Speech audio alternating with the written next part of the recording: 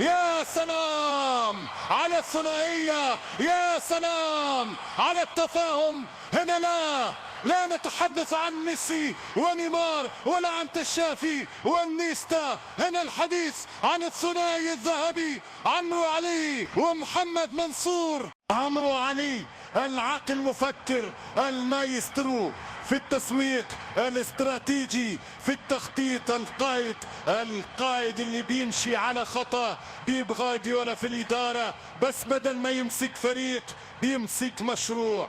محمد منصور، يا منصور العضلات اللي بياخذ الخطط وبيحولها لواقع. الإداري المحنك، الراجل اللي بيعرف يدير كل تفصيلة زي ما كاسياس كان بيدير منطقة الجزاء. الاثنين دول لما بيشتغلوا مع بعض تحس ان الدنيا ماشية على سنجة 10، تحس ان البزنس بقى ماتش عادش نهائي وهم كسبانين من قبل ما يركنوا عربياتهم.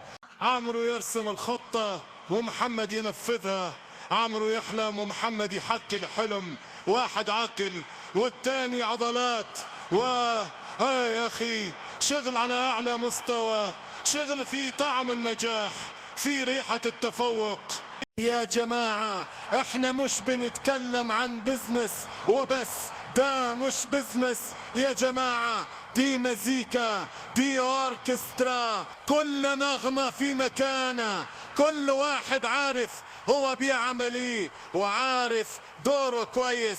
عمرو المايسترو ومحمد الآلة اللي بتضرب الإيقاع في المليان. تحس ان المشروع سيمفونية وكل خطوة مدروسة زي نوتة موسيقية، ولا غلطة ولا نشاز. دي مش شراكة يا جماعة، دي أسطورة. ودي كانت حكاية عمرو ومحمد الثنائي اللي بيكمل بعض وبيكملوا الطريق سوا للنجاح.